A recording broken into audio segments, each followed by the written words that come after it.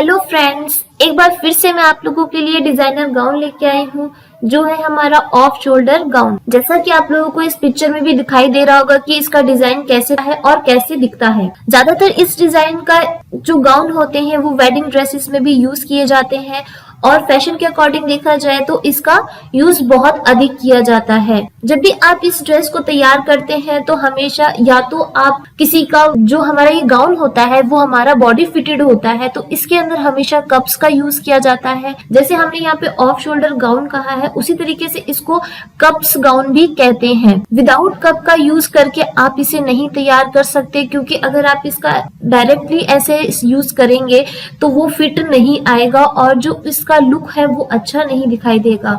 तो इसमें कप्स का यूज किया जाता है, डार्ट्स यूज किए जाते हैं और जो इसका बैक पार्ट है चाहे तो आप सिंपल रख सकते हैं और चाहे तो स्ट्रिप्स कर सकते हैं।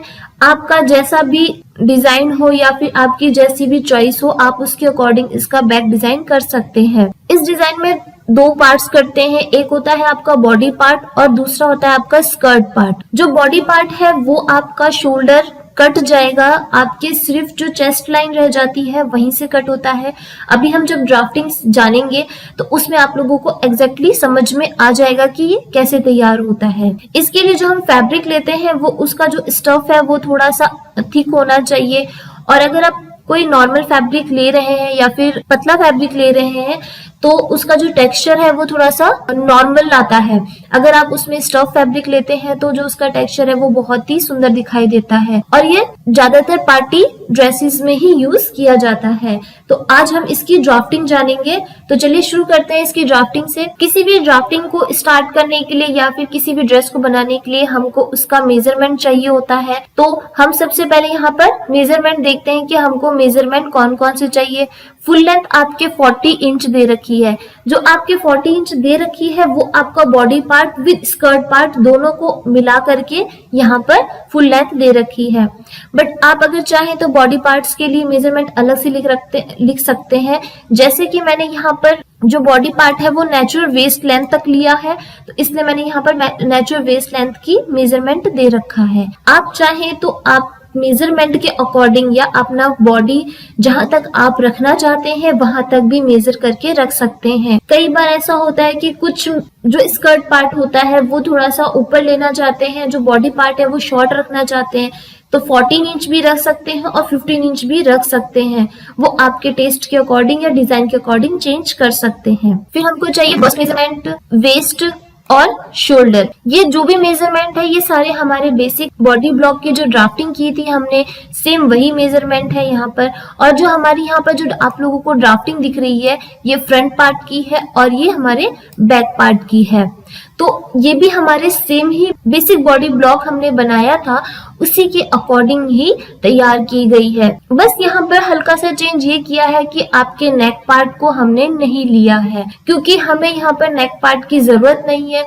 जो हमारा शेप आप लोग यहाँ पे दिख रहा होगा 2 से लेकर के 5 तक एक कर्व शेप दे रखी है, बस वही आएगी। तो इसको थोड़ा सा समझ लेते हैं। सबसे पहले हम यहाँ पे लेंगे 0 से 1 जो हमारा फुल लेंथ होती है। अगर आप बॉडी पार्ट की जो भी आपकी लेंथ होगी उस अकॉर्डिंग आप इसके अंदर चेंजेस कर सकते हैं। तो 0 से 1 हमारा यहाँ पे हमने लिया है नेचुरल वेस्ट लेंथ, तो आप अपने डिजाइन के अकॉर्डिंग बदल भी सकते हैं। फिर होगा 0 से 2, ये आपका है 1/4 ब्रेस्ट माइनस 1 इंचेस। जो हमारा आर्म होल की जो विड्थ होती है उसके अकॉर्डिंग इसका मेजर लिया जाता है। तो जो इसके फॉर्मूले हैं सेम बेसिक बॉडी ब्लॉक के अकॉर्डिंग ही दिए गए हैं। हमारी जो पहले की वीडियो है उसके अंदर आप ये मेजरमेंट या फिर इसको और अच्छे से समझ सकते हैं। फिर आप 0 से 3 ये हमारा है हाफ ऑफ शोल्डर। जितनी भी आपकी शोल्डर दी हुई है 12 इंच है तो इसको आप हाफ कर लेंगे, 6 इंच बचेगा। तो जो हमने यहाँ पर हमको वैसे इन सब चीजों की जरूरत नहीं है बट हमने इसलिए लिया है ताकि जब हम शेप दें तो वो हमारी एग्जैक्टली आए और सही से वो शेप आए, इसके लिए हमें ये पूरा तैयार करना पड़ेगा। 2 से 5 है वो हमारा है 1/4 ब्रेस्ट प्लस 0.5 इंचेस। ये जो 0.5 इंचेस लिया है ये हमारा ईज अलाउंस है, जैसे हल्का सा लूजनेस के लिए लिया है, इसलिए हमने यहाँ पर 0.5 इंचेस एक्स्ट्रा लिया है। सेम 1 से लेकर के जो 6 है वो आपका हो जाएगा 1/4 वेस्ट प्लस 0.5 इंचेस। उसके बाद 0 से 3 और 2 से 4 आपका इक्वल रह जाएगा और 0 से 2 और 3 से 4 आपका ये इक्वल रहेगा।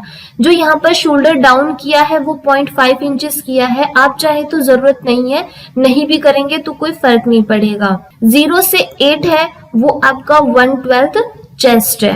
अब जो यहाँ पर मैंने 0 से 8 लिया है वो इसलिए लिया है ताकि जब आप शेप दें तो वो जो उसका उभार वाला पार्ट है वो आपके नेक से लेकर के और शोल्डर के अकॉर्डिंग पूरा शेप अच्छे से आ जाए। उसके बाद आप यहाँ से हमको जो 2 से लेकर के जो 5 एरिया है इसको ही हमको कर्व शेप में ड्रॉ करना है। अगर आप यहाँ से ड्रॉ करते हैं तो ये चीज आपके शेप में नहीं आ पाएगी। जब भी आप कोई ड्रेस बनाएंगे जो आपका ऑफ शोल्डर होगा या फिर कप्स वाले जो गाउन होंगे उसमें ये चीज फिर आपके प्रॉब्लम कर सकती है। इसलिए आपको जो आपकी चेस्ट लाइन दे रखी है चाहे तो आप इसमें कम भी कर सकते हैं। जैसे -1 इंचेस किया था उसकी जगह आप -2 इंच भी कर सकते हैं तो आपका यहाँ से ये शेप आ जाएगी और ये चीज आपको राउंड में हल्की सी शेप देनी पड़ेगी। इसके अंदर जो हमारा कर्व है वो आपको जो शेप देनी है वो बेटर होगा कि आप कोई जो हमारे फ्रेंच कर्व स्केल आता है उससे दें तो ये एकदम एग्जैक्टली कर्व बनेगा, नहीं तो थोड़ा सा भी ऊपर नीचे होएगा तो वो प्रॉब्लम दे सकता है। अब यहाँ पर जो आपके ब्रेस्ट के जो पॉइंट होता है वहां से लेकर के आप इसके अंदर कप को अटैच कर देंगे और चाहे तो आप इसके अंदर डार्ट का यूज भी कर सकते हैं जिससे आपका जो वेस्ट पार्ट है उसकी जो फिटिंग हो वो अच्छी आए। तो उसके लिए आपको 1 से लेकर के जो आपका पॉइंट है वो 3 इंचेस या 2.5 इंचेस में ही डार्ट की जो पोजीशन है वो आएगी। इसके अकॉर्डिंग आपका फ्रंट पार्ट तैयार हो जाएगा। अब जो हमारा बैक पार्ट है वो सिमिलर है, जैसा हमारा यहाँ पे फ्रंट पार्ट का दिख रहा है वही सेम यहाँ पर बैक पार्ट है। बस आपके चेंजेस क्या आया है, जो 2 से लेकर के 5 हमने कर्व शेप दिया है, बैक पार्ट में हमको कोई भी कर्व शेप नहीं देना है क्योंकि हमारा बैक पार्ट जो होता है वो प्लेन होता है। जो हमारा फ्रंट पार्ट है उसके अंदर हमारे ब्रेस्ट की वजह से जो उभार आता है वो कवर हो, इसकी वजह से हमने यहाँ पर कर्व शेप दिया है। लेकिन बैक पार्ट को आप स्ट्रेट रख सकते हैं और जो आपके बैक पार्ट में बॉडी पार्ट जो होगा उसके अंदर जिप का यूज करेंगे तभी ये फिट अच्छे से आएगा। चाहे तो आप साइड में भी जिप का यूज कर सकते हैं, वो आपके चॉइस के अकॉर्डिंग हो सकता है। सेम जो भी इसके फॉर्मूले जो आपके फ्रंट के फॉर्मूले थे वही सेम फॉर्मूले होंगे। 0 से लेकर के 1 आपका नेचुरल वेस्ट लेंथ रहेगा, 0 से 2 आपका 1/4 ऑफ ब्रेस्ट -1 इंचेस रहेगा, 2 से 4 आपका 1/4 ऑफ ब्रेस्ट प्लस 0.5 इंचेस रहेगा और सेम 1 से लेकर के 6 आपका 1 से लेकर के 5 आपका 1/4 ऑफ वेस्ट प्लस 0.5 इंचेस रहेगा, 0 से लेकर के 3 हाफ ऑफ शोल्डर, 0 से लेकर के 8 1/12 ऑफ चेस्ट। तो ये सारे पॉइंट्स आपके सिमिलर हैं। जो मैंने यहाँ पे क्रॉस किया है वो इसलिए बताया है ताकि आपके जो कटिंग है वो यहाँ से होगी, आपको यहाँ से कोई भी कटिंग नहीं करनी है। ये जो 2 से 4 है ये स्ट्रेटली कट जाएगा और इसके साथ अटैच हो जाएगा। तो ये आपका बैक पार्ट है और ये आपका फ्रंट पार्ट है। अब इसकी जो ग्रेन लाइन है वो स्ट्रेट ही रहेगी। तो जो हमारा फ्रंट पार्ट है वो क्या ऑन फोल्ड पर है, इसलिए हमने यहाँ पर कट 1 लिखा है और जो बैक पार्ट है उसके अंदर हम जिप का यूज कर रहे हैं, इसलिए हमारा जो होगा ये 2 पार्ट्स में कट होगा। तो ये थी हमारे बॉडी पार्ट की ड्राफ्टिंग। यहाँ पर मैंने उसके इंस्ट्रक्शंस भी दे रखे हैं, जैसे भी जो भी आपको फॉर्मूले बताए हैं वो यहाँ पर ऑलरेडी नोट डाउन है। आप चाहें तो यहाँ से नोट भी कर सकते हैं। कटिंग लाइंस भी दे रखी हैं कि किस तरीके से आप लोगों को कौन कौन से पॉइंट्स को कट करना है। Back part same as front part होगा, जैसे मैंने आप लोगों को बताई दिया है कि जैसा भी आपका फ्रंट में जो फॉर्मूले हैं वही आपके बैक में लगेंगे। बस चेंजेस कहाँ होगा, जो आपका 2 से 5 जो हमारा कर्व शेप है वो नहीं करना है आपको, बाकी सारा सिमिलर रहेगा आपके बैक पार्ट में। चाहे तो जो इसके इंस्ट्रक्शंस है वो बेसिक बॉडी ब्लॉक के अकॉर्डिंग भी कर सकते हैं। बस आपको चेंजेस कहाँ करना है वो आपका 2 से 5 जो आपका कर्व शेप है बस वहां पर। अब इसके स्कर्ट पार्ट देख लेते हैं। अब हमें यहाँ पर स्कर्ट पार्ट के लिए मेजरमेंट चाहिए आपका स्कर्ट लेंथ और वेस्ट। जो आपके जितना भी आपने फुल लेंथ ली थी, जैसे हमने उसमें जो इस गाउन की पूरी फुल लेंथ ली है वो हमारे 40 इंच है। तो 40 इंच में से मैंने जो बॉडी पार्ट बनाया है वो नेचुरल वेस्ट लेंथ तक बनाया और नेचुरल वेस्ट लेंथ हमारे 16 इंच है। तो हमने 16 इंच 40 में से 16 को माइनस कर दिया तो वो जो बचा वो हमारा स्कर्ट लेंथ हो जाएगा। और ये हमारा वेस्ट का पार्ट है जो 28 इंचेस है। अब जो यहाँ पर स्कर्ट की जो ड्राफ्टिंग दी हुई है ये आपके पूरे स्कर्ट की जो मैंने पिछले वीडियो में सर्कुलर स्कर्ट की ड्राफ्टिंग बनाई हुई है सेम वही है और सेम वही इंस्ट्रक्शंस हैं। आप उन वीडियो को अगर देख लेते हैं तो आप लोगों को ये समझना बहुत ही आसान हो जाएगा।